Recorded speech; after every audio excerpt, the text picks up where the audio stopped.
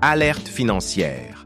Découvrez le secret pour transformer votre vie financière en 2025. Prêt à changer votre avenir?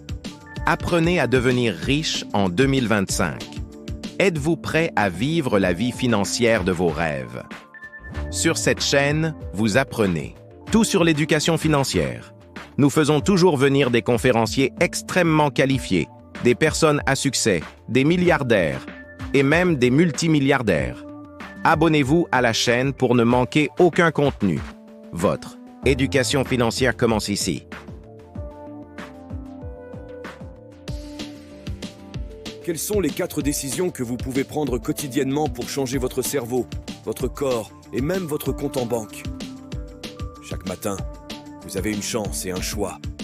Une chance de faire mieux, de grandir et de vous rapprocher de ceux que vous désirez vraiment. Mais ce changement demande plus que de simples bonnes résolutions. Il faut prendre des décisions conscientes et stratégiques, même dans les petites choses de la vie quotidienne. Dans cette vidéo, je vais vous parler de 4 décisions que vous pouvez prendre dès maintenant pour donner une nouvelle direction à votre vie en 2025. Je vais vous parler de ces 4 choix et j'aimerais que vous transformiez cela en un exercice pratique. Prenez un moment pour réfléchir et prendre de véritables décisions. Parce que nous sommes la somme totale des choix que nous avons faits jusqu'à présent, qu'ils soient bons, mauvais ou neutres. Les 4 choix à faire chaque jour sont simples. Faire plus de quelque chose, faire moins de quelque chose, commencer quelque chose ou arrêter de faire quelque chose.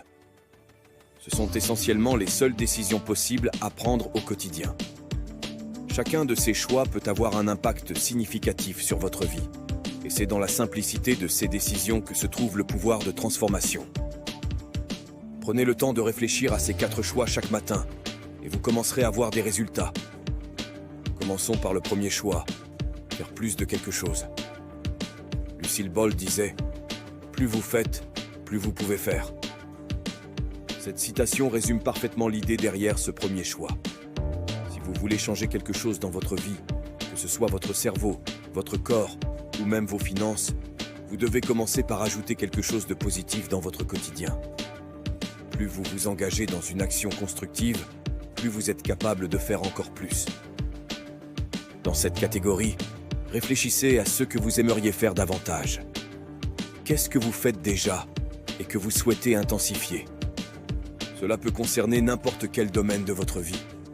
Par exemple, concernant votre cerveau, cela pourrait être de consommer davantage d'aliments bénéfiques, comme les avocats, les myrtilles ou le saumon sauvage. Ces aliments sont connus pour leurs bienfaits sur le cerveau et peuvent améliorer la mémoire, la concentration et la clarté mentale. Peut-être que vous faites déjà de l'exercice et vous aimeriez prolonger vos séances ou les faire plus souvent. Le sport est un excellent moyen de renforcer votre cerveau, de réduire le stress et de vous concentrer sur vos objectifs. Ajouter quelques minutes à votre routine peut avoir un impact profond sur votre mentalité et vos résultats. Mais ce choix de faire plus ne se limite pas uniquement à la santé physique ou mentale. Il peut aussi concerner vos habitudes financières.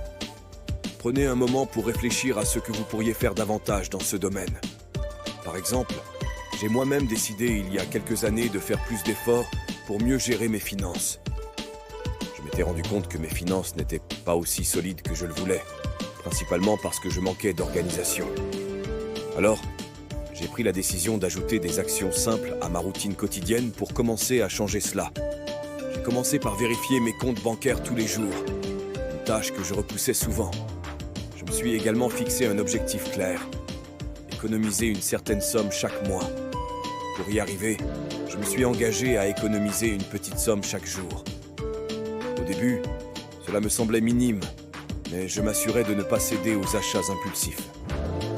Chaque jour, je faisais un peu plus pour atteindre cet objectif, en m'assurant que chaque dépense était réfléchie. Avec le temps, ces petites actions ont eu un effet cumulatif, et ma situation financière a commencé à changer de manière tangible. Mais le véritable tournant, ce qui a été le déclic, c'était de mettre en place des revenus passifs. C'est là que tout a pris une autre direction. Ces revenus m'ont permis de générer de l'argent même quand je ne travaillais pas activement.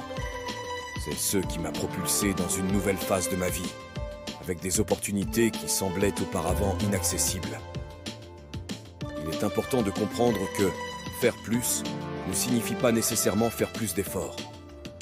Parfois, il s'agit simplement d'ajouter des actions simples, régulières, qui s'accumulent au fil du temps et produisent des résultats positifs.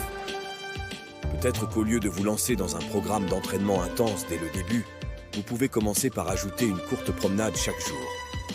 Ou bien, au lieu de vous attaquer à un projet complexe en une seule fois, commencez par faire un petit pas chaque jour. Chaque petite action, chaque petit choix vous rapproche de vos objectifs. En d'autres termes, faire plus ne signifie pas vous surcharger. C'est une question de commencer par de petites actions et de les rendre régulières. Ces petites actions auront un impact plus grand qu'il n'y paraît. Que ce soit pour votre corps, votre cerveau ou votre compte en banque, l'ajout de petites habitudes positives chaque jour peut transformer votre vie. Prenez un moment pour réfléchir. Quelle est la chose que vous faites déjà et que vous voulez intensifier, soit en augmentant sa fréquence, soit sa durée? L'autre choix puissant est de faire moins de quelque chose. Peut-être faites-vous actuellement quelque chose qui n'apporte pas les résultats que vous souhaitez dans votre vie, vos relations, votre santé mentale ou vos affaires, et vous voulez réduire cela. L'idée ici est de simplifier, de vous débarrasser de ce qui n'est pas essentiel. Parfois, ce n'est pas tant la quantité de ce que l'on fait qui compte, mais plutôt la qualité. Si vous voulez vraiment aller de l'avant, il faut parfois choisir de réduire certaines habitudes qui vous tirent en arrière. Qu'est-ce que vous faites en ce moment que vous pourriez faire moins? Peut-être regardez-vous trop de séries en streaming et vous souhaitez réduire cela de 30 minutes par jour, ou même sauter un épisode pour libérer du temps pour d'autres choses. Peut-être passez-vous trop de temps à traîner au lit, à repousser l'heure de votre réveil, et vous souhaitez vous lever plus rapidement pour démarrer la journée plus tôt. Peut-être que vous passez trop de temps sur les réseaux sociaux, à faire défiler votre feed sans vraiment y trouver de valeur. Toutes ces petites habitudes, quand elles sont multipliées au quotidien, peuvent finir par prendre un temps précieux que vous pourriez utiliser de manière plus productive. Moi, au départ, j'ai décidé de passer moins de temps sur mon téléphone. C'était une de mes plus grandes distractions. Je ne m'en rendais même pas compte. Un jour, mon téléphone m'a notifié que je passais environ 5 heures par jour dessus. 5 heures. Quand j'ai vu ce chiffre, j'ai failli m'évanouir. C'était presque la moitié de ma journée. Ce temps passé à regarder des vidéos, à répondre à des messages, à faire défiler les réseaux sociaux. Ce temps, je le gaspillais, et je n'avais rien à montrer en retour. Alors, j'ai pris une décision. Réduire mon temps d'écran.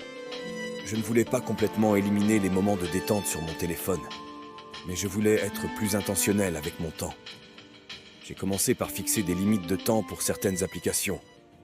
Par exemple, je me suis dit que je ne passerais pas plus d'1 heure par jour sur les réseaux sociaux pour un début.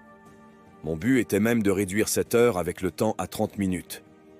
Et je me suis engagé à ne pas toucher mon téléphone pendant la première heure de la journée pour me concentrer sur des activités plus importantes, comme lire ou planifier ma journée. Au début, c'était difficile, mais petit à petit, j'ai vu des résultats. J'étais plus concentré, plus productif, et j'avais plus de temps pour moi. Réduire ce qui ne nous sert pas est un moyen puissant de libérer de l'énergie et du temps. C'est un peu comme faire du ménage dans son esprit et dans sa vie. Quand on élimine les distractions et les habitudes qui ne nous aident pas à atteindre nos objectifs, on crée de l'espace pour des actions plus productives, plus épanouissantes.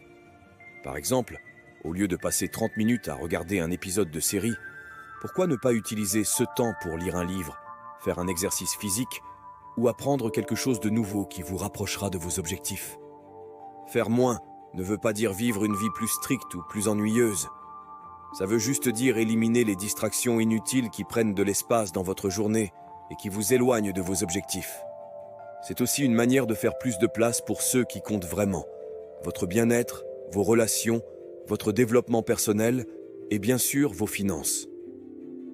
Alors, posez-vous cette question chaque jour. Qu'est-ce que je peux réduire aujourd'hui pour libérer du temps et de l'énergie pour ceux qui comptent vraiment ?